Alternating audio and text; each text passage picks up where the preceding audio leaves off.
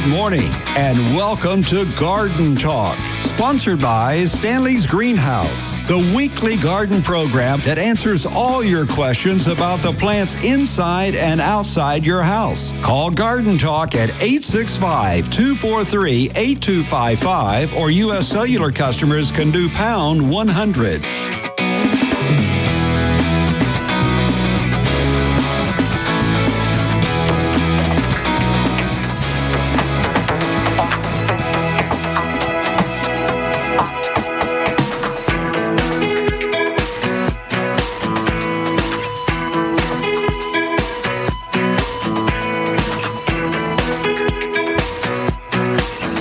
Welcome to Garden Talk. 865-243-TALK is the number. So glad you're joining us here on the voice of Knoxville, WKVL, and glad that you've made the switch over from the other station to be with us today.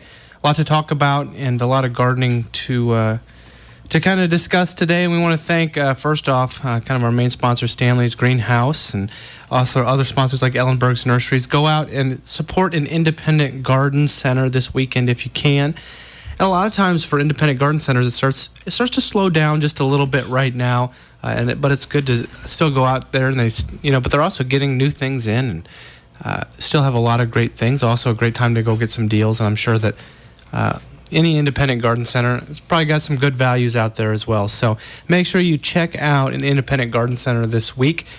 We also want to start this show, as we start every show, with our plant of the week, and this is one that I've noticed. I think that I must have, at some point in my neighborhood, a neighbor must have moved this through the neighborhood a little bit because it is a bit of a pass-along plant, and especially the big kind of old-fashioned ones. And this is from a native to the grasslands of South Africa. And Sue, what is our plant of the week?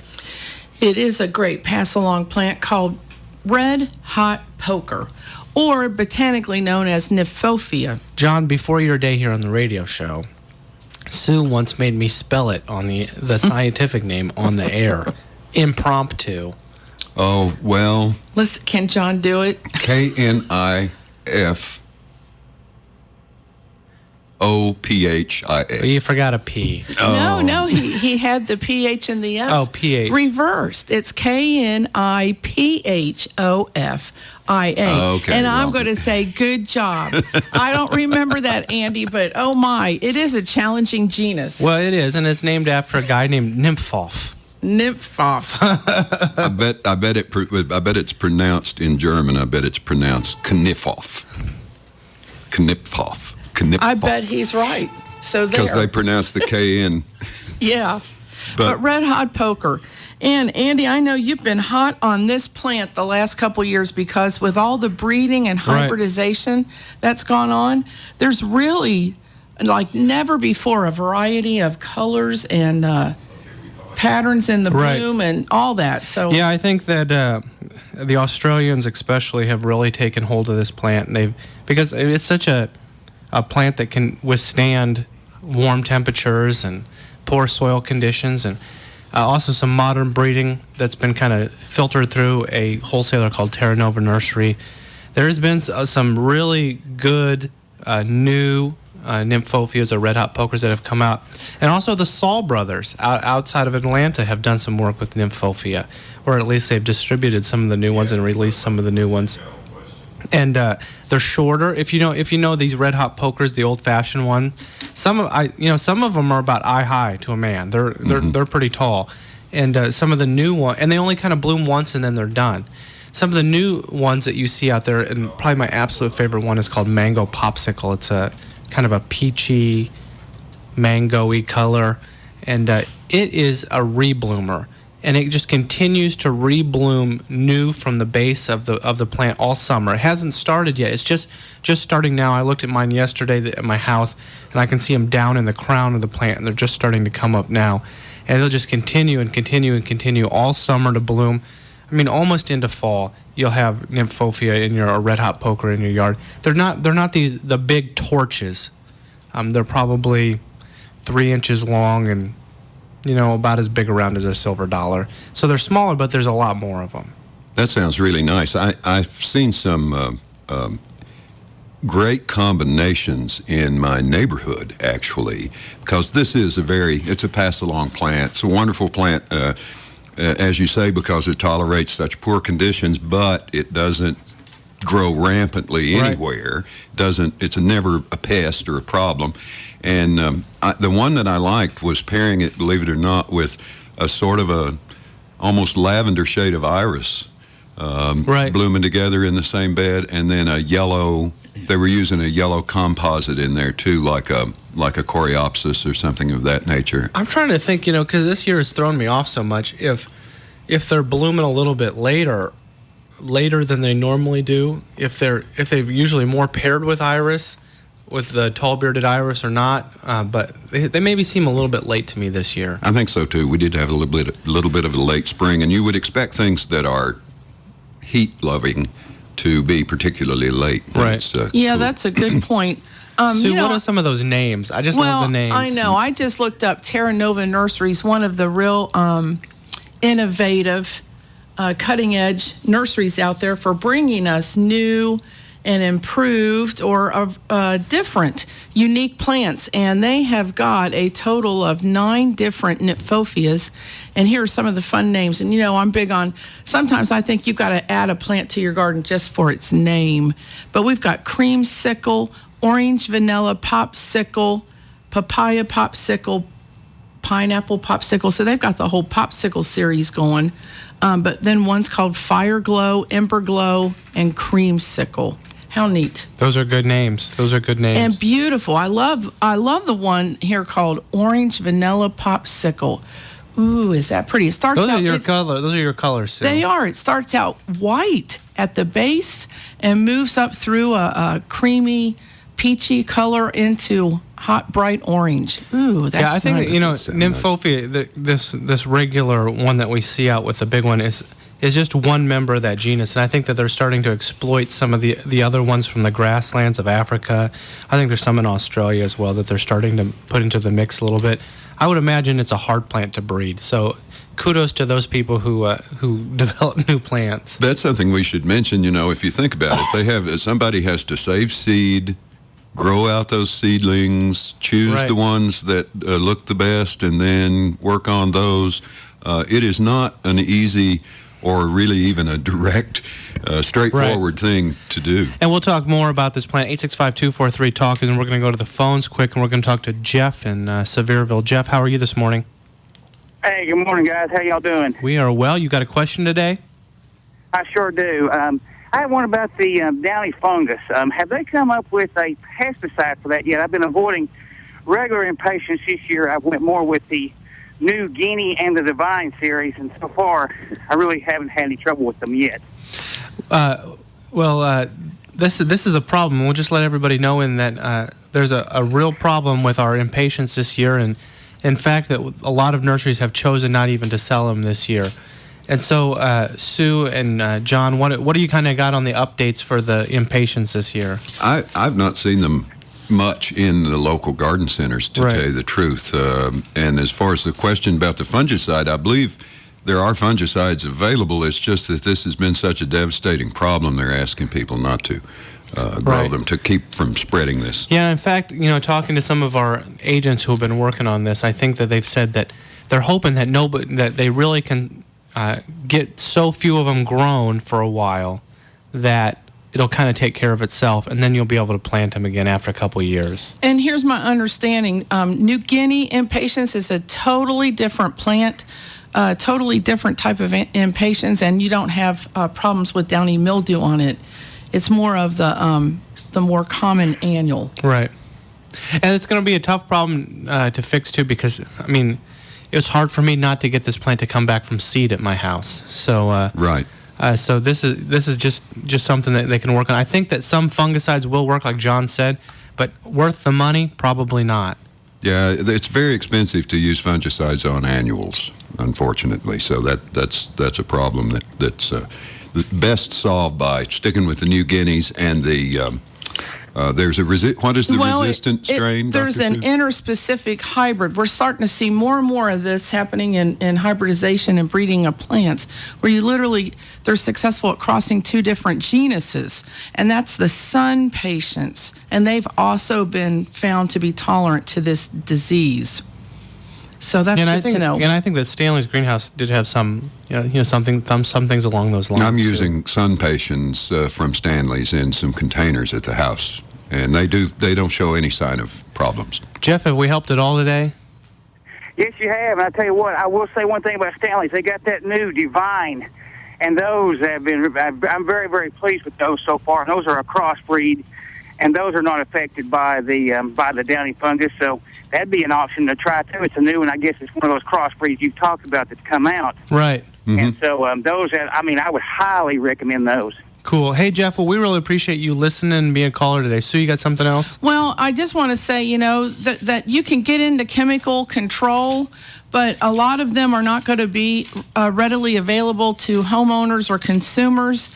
And then, by just going for, like John said, the type of impatiens that are resistant, you can be successful at enjoying these hybrid impatiens, and you don't have to bring out the chemicals and get into that expense, that time, that labor. So I would just highly recommend choosing an alternative. Hey, Jeff, we appreciate you.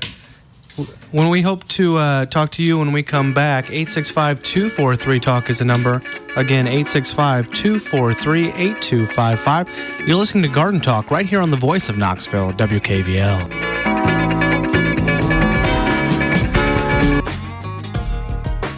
Sue, what else do we have going on in the garden with the gardening calendar?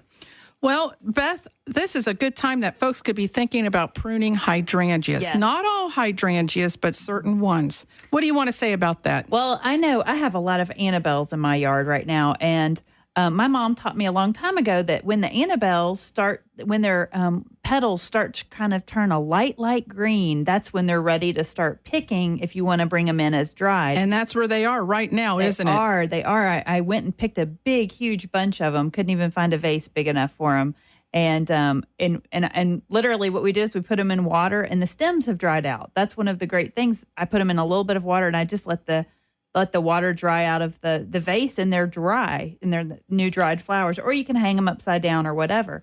But there are other hydrangeas out there that bloom on old wood. The Annabelles bloom on new wood. So they kind of die down all the way to the ground and then come up in the spring and bloom right on that new wood.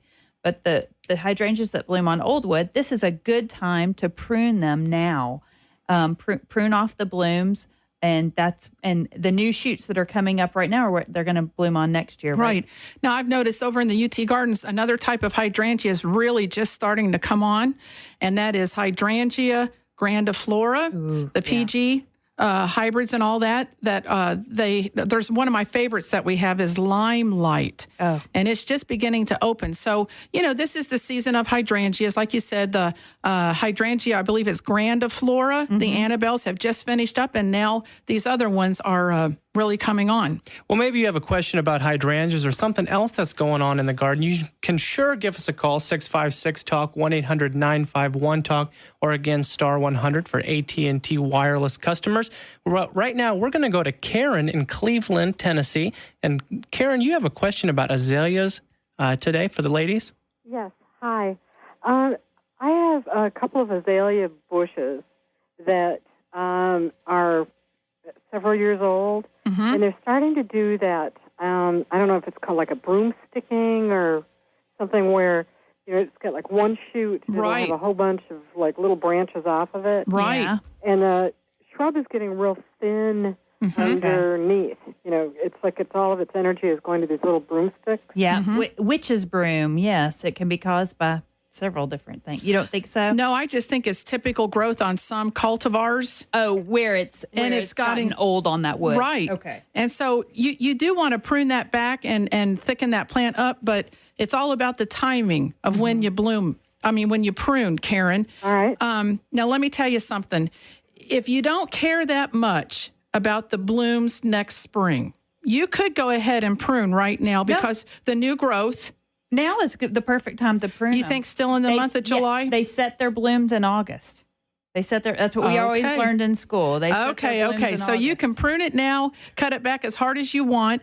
You'll get a flush of new growth and everything, and then, according to Beth, you'll still have your flowers next spring. And water is going to be key after you cut them back. You want them to flush back out so that they have enough energy to put on the blooms that will set. And you're like right at the borderline of too late. So I would do it right now. Karen, what are you doing this afternoon water. is what Beth is saying. Go out and prune your I'll do it right away. roses. And then my second question is, last week you mentioned something about, I think it was last week, about taking trimmings and stuff from like shrubs and plants and rooting. Can you explain? I can hang up, and can you explain how do you do rootings of different plants? Sure. That's a great question. I think we had talked about that probably on the Style television show, Beth. Yeah. That's where we demonstrated this is a good time of the year, right, Andy? Right. To do pruning on certain shrubs, even your herbaceous plants like coleus and things like that. Sue walked me around the gardens this week and said, I think we want a little bit of this, and I think we want a little bit of this, and I think we want a little bit of this. Well, Andy's really into plant propagation. He's good at it. Very good at it. So he helps us stay in flow of plants. But when you take up a cutting, typically of if it's a rose or if it's a hydrangea, you're looking at a 3 to 5 inch stem. Usually you want the terminal stem, meaning the top part, measure back, 5-6 inches. You want to remove the lower 2, 3 little branches of foliage, and I'll remove that. And then we demonstrated this, especially if it's more of a woody type plant like a hydrangea. Take your thumbnail and just on one side of the stem that you're going to stick in a pot or in the ground, take it and just kind of scratch through it where you peel back the bark and you'll see green. And that's actually going to form what we call callus tissue, which helps roots to really develop quickly. It kind of it does a hormone change for the plant and tells it to send out roots instead of stems. Right.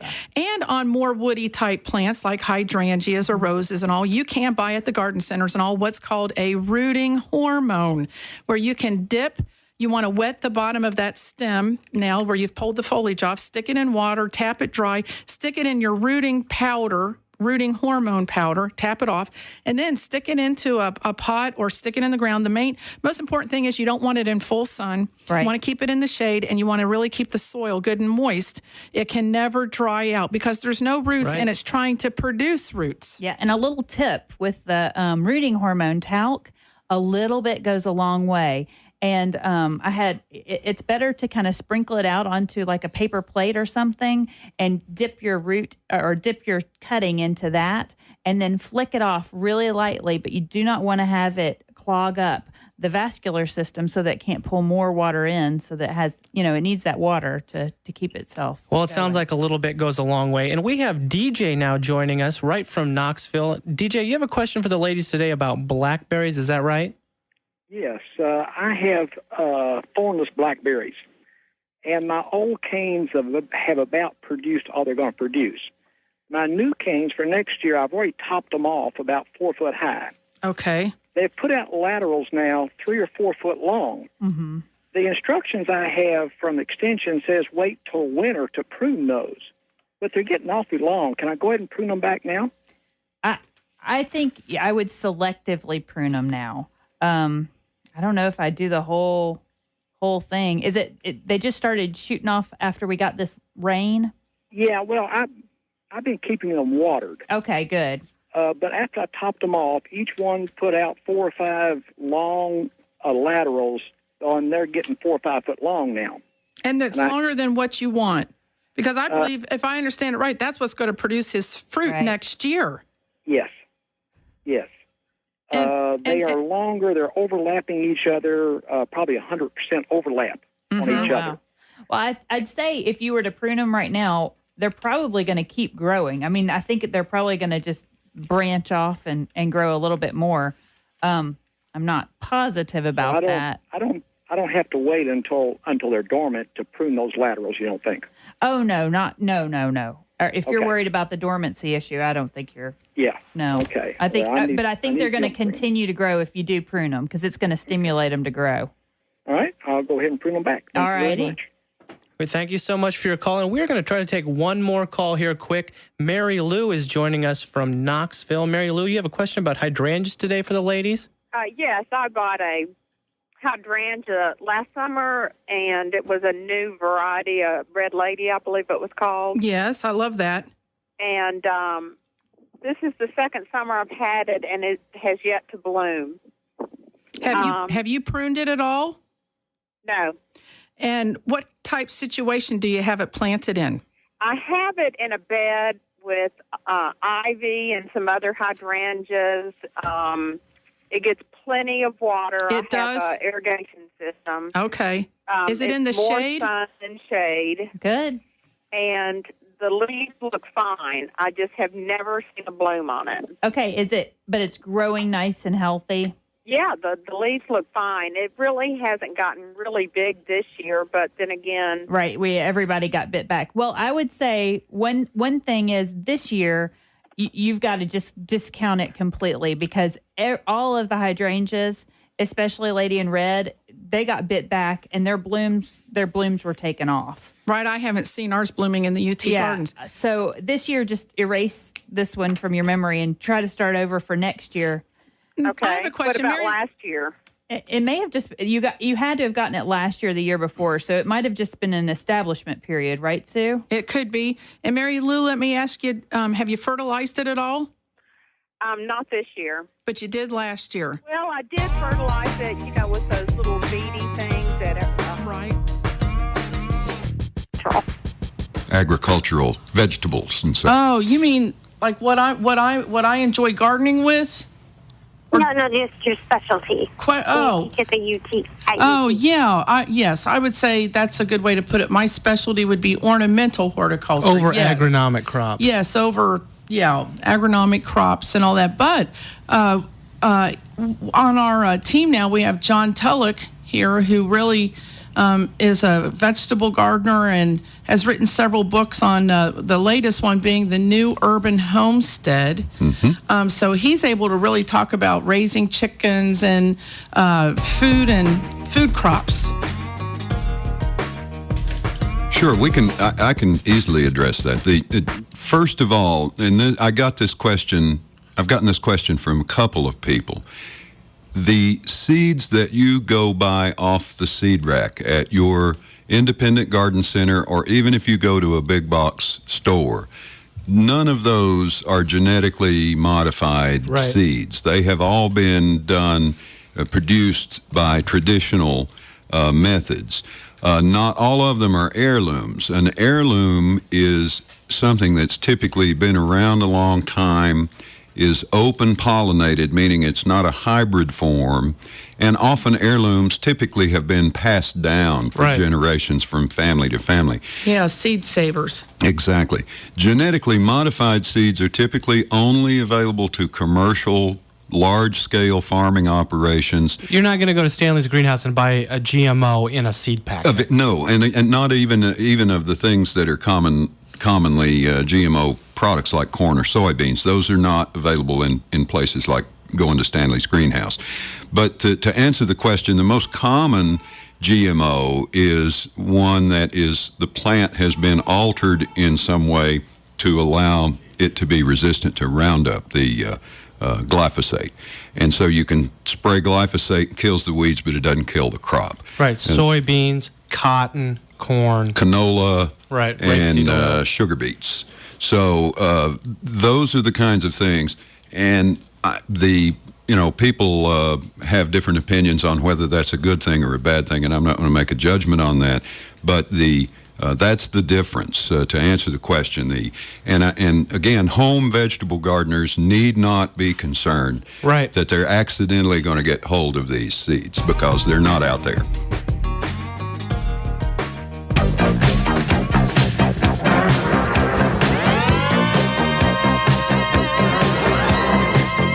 And welcome back to Garden Talk. 865-243-8255 is the number.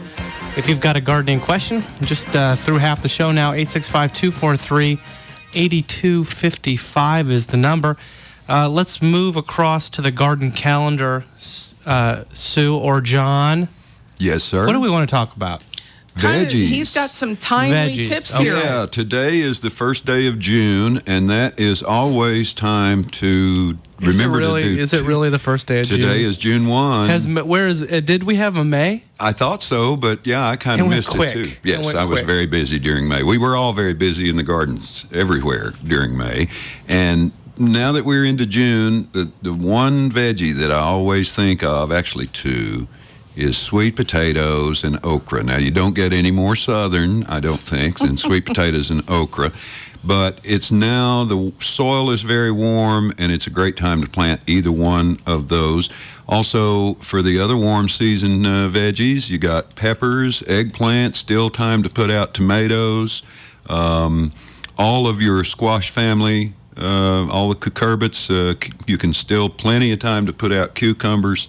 So the veggie garden season is nowhere near over. You can still plant. And the garden centers I was over when I was last over at Stanley's. They still have plenty of great healthy veggies. It's not too late to get out there and do tomatoes and all sorts of stuff. Get out and just plant them. There's plenty of time. Well, and I'm going to say even on the more ornamental side, I'm just starting to really get my flowers planted. Mm-hmm. So, and I'm still finding great selections at the garden centers and all. So Summer annuals, marigolds, things like that. The longer you look at your garden, the more holes you see, I think. Of course. Well, and there's no question that we've had a bit later spring, as we approach summer. We're just running behind all the way around with all the rain we've had and the cooler temperatures. You mentioned sweet potatoes. John, I want to ask you this question. A lot of people plant regular potatoes in, late March, early April. How do you know when to harvest a potato? When is time to harvest a potato? Okay, that's thank you, Andy. That is an easy question. If you want new potatoes, they will be under there about the time that you see blooms on most of your plants. So when the plants bloom, you can go in there I recommend using your fingers, go in there and dig down a little bit around the base of the plant, and you can feel the little new potatoes in there. And just take a couple from each plant if you want a really good harvest later. But to harvest the potatoes, to keep them long term, you want to wait until the plants turn yellow and are mostly dead. And they will do this on their own.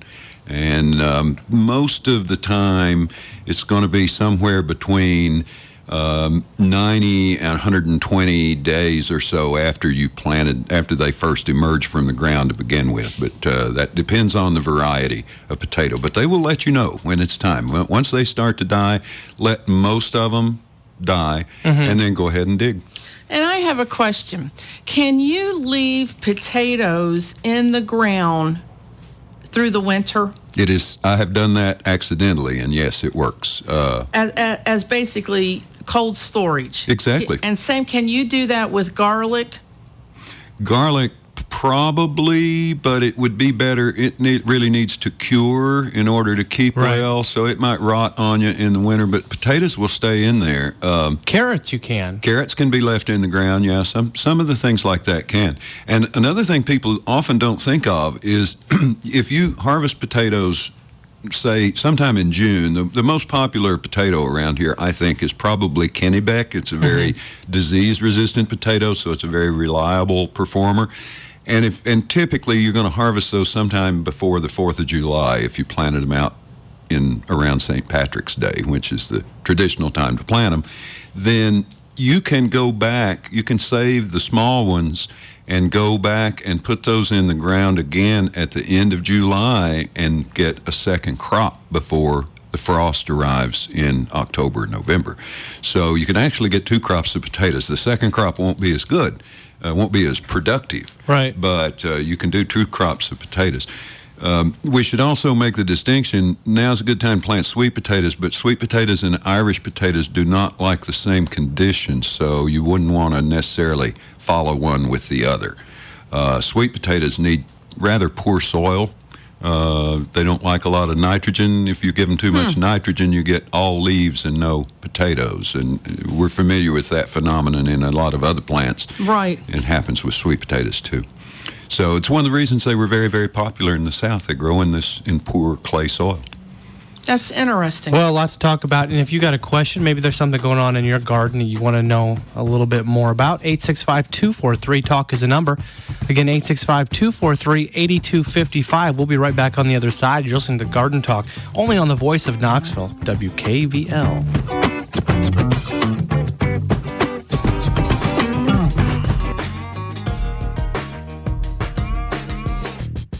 I'm glad that finally tripped you up one of these days. That's right. You usually are so smooth. There's a lot of bees in that name. Yeah.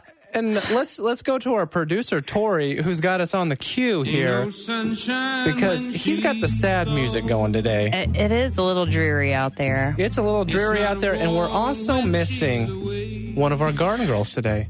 It is. It's kind of vacant. We sort of filled our void, though. Who do we got today with us, Beth? We've got Dr. Greg Armel here, and last time he was on, I didn't get to come to the show because I was out, so this time Sue's out, and I'm able to be here, so I get to benefit from his wise wisdom as far as weeds in the turf go. Well, we've had Dr. Greg on one other time. And that's right. Emails, we had a lot of emails, a lot of calls, a lot of people want to know more about his area of expertise. But we will get more to that. But before we do our plant of the week, we're going to go right to the phones. Terry's on the line and Daniel's on the line as well. And we're going to start with Terry out in Kentucky. And Terry, you've got a question for us today? Yeah, I have called Virginia buttonweed in my lawn, and I cannot seem to get rid of it. I was wondering if you could tell me how to get rid of that. Virginia buttonweed is absolutely one of the hardest to control broadleaf weeds, and that's the good news. Yeah, so it doesn't get any worse than that. Virginia buttonweed and violets are extremely hard to control. And just a little background on Virginia buttonweed: it's one of the most interesting weeds in that it forms underground flowers that self-pollinate and produce flowers underneath the ground, and it can root up to about 3 feet. It can produce these flowers up to about 3 feet into the ground. It's just an amazing pest. I'm not familiar with this weed. Maybe that's how do I know I have it? How do you know you have it? It spreads like almost with above ground stems, like you would see in like Bermuda grass or stuff like something like that. They're going to be very, very big, large above ground stems. It's going to spread and form these large mats. It's got little small white flowers, little star-like 4-petaled flowers, and it produces these seeds that look like that actually can float and actually look like just little buttons, I guess is how it got its name. And Virginia is the lucky state that they got named after, not Kentucky, I guess in this case, even though you've got it there. Right. The big thing there is a lot of the products you're going to buy at Lowe's or Home Depot or your garden centers, your several garden centers, great garden centers around here are just not going to be that effective at controlling Virginia buttonweed. It's very difficult to control, but I'm going to tell you what to do. You're actually going to go into, if you want to go into a garden center, you're going to look for something that contains a product called Triclopyr. And every time I'm on this show, I bring up this product, Triclopyr, Triclopyr. And you're going to look in the active ingredients section of the herbicide. Look on the front cover of the herbicide, and you'll see that name in the active ingredients section. And that's what you want to look for, is that compound, Triclopyr. Now, here's another option. There are some more expensive herbicides that you can actually buy that are actually more effective, and you have to go to places that actually special distributors to actually buy these. People like Lesco is a very easy one for people to get in and out of.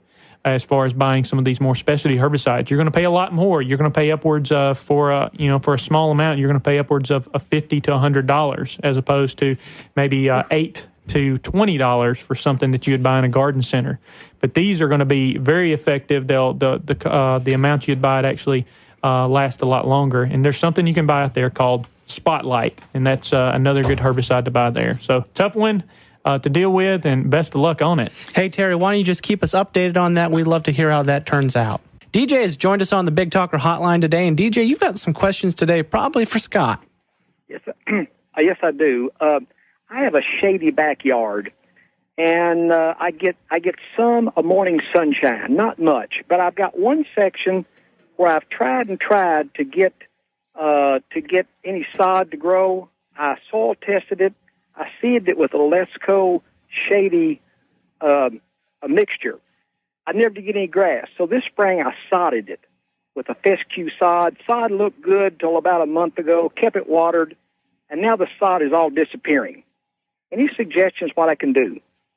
Well, first of all, I can tell you what happened, and this happened in my backyard. I actually had a newly seeded area in my backyard with some tall fescue, fine fescue mix, and about a month ago, keeping it watered, actually what happens to the plant under those shady conditions is the leaves become very thin, and actually they're more likely to be infested by diseases such as brown patch, and actually that's what happened about a month ago. Is that when you have those, we're very dry right now in East Tennessee and surrounding areas, and actually due to the drought conditions and the fact that we're having just to put as much water on as we can, and under those shade conditions, you get this weakened grass that's taken over by a disease, and that's your problem. Really, is the brown patch. It's not really keeping. You probably kept enough water on it. It probably tolerated the shade fine, but because of those compounding conditions, you got brown patch and maybe some other diseases that took out your turf. Now, the one thing you can do for brown patch control, and that's the issue, is brown patch control in that shady area, is actually there's some fungal control products at Home Depot and your other stores, your Mayos and your other garden centers that are around. I'm supposed to just say garden centers, aren't I? Okay, at your garden centers. And there's some things you can find there, but you got to apply them every 7 days. Every 7 days you have to continue to apply these in order to keep the fungus away, and that's very expensive. So the one thing that I would recommend is find a good home lawn maintenance company that actually can come out and they can apply some better, actually more environmentally friendly fungicides, and actually they'll control up to 30 to 45 days. Okay. So that is what you have to do. Okay, once I get the fungus under control, do I go back and reseed with a shady mixture, or do I resod? And is there a shady sod grass I can buy? You really can't find any good shade sods around here, because what a lot of your sod growers, they're just planting a very high proportion of tall fescue as their major sod. So they're probably going to be at least 90% tall fescue in the sod you're going to buy around East Tennessee and surrounding areas. You're going to have some bluegrass you can actually buy, and it's actually a little more shade tolerant. There's actually Dixie Tree and Turf. It's up in La Follette area, and they actually sell heat tolerant bluegrass, or all these Durablues like I talked about. They're the only place in East Tennessee out of La Follette. It's Dixie Tree and Turf. They're the only ones that sell bluegrass sod if you're looking for that. And that actually may be a little more shade tolerant. But in your case, if you've got some grass left, what I would actually do is try to get out there and scarify the ground with a rake or something else to scarify the ground and just reseed a shade mixture.